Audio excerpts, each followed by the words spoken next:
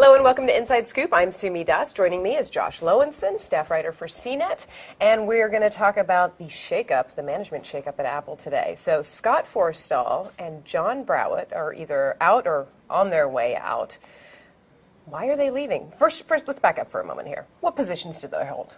Sure. So Forstall was basically the chief of iOS software. That's the software that runs on iPhones, iPods, and iPads. Yeah. At the keynotes, he made all the announcements about the improvements to iOS. Exactly. He was a big product guy. You know, he was the architect of that software.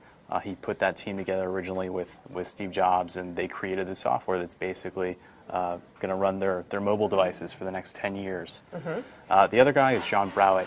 This is someone who Apple hired, who started back in April, and he's basically a replacement for their retail chief. So he was in charge of all the retail stores, all the comings and goings of all that product and the management and the strategy. So he's out. He's gone. Okay. So why did they leave? Was this a forced departure, or what are the rumors? So Apple said simply that they're leaving, but there have been multiple reports from all sorts of reputable places that say that these guys were canned, and Browett sooner than Forstall. Forstall isn't actually leaving the company until sometime next year, but we can assume it's going to be early on.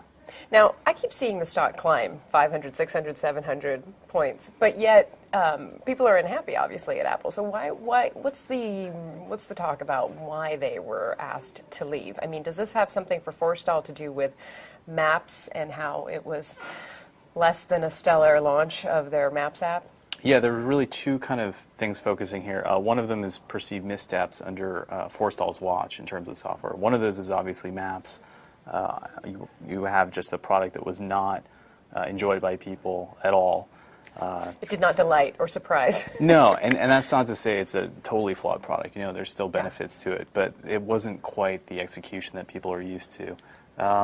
Otherwise, you know, he's really been known for shipping software on time. They've had these yearly releases. I think at any other company, a lot of people would say that's a success. What's come out since then is that he really didn't play well with others behind the scenes. There's reports that he couldn't even be in rooms with other executives at this top level, which for a company like Apple, you just can't have that. Yeah.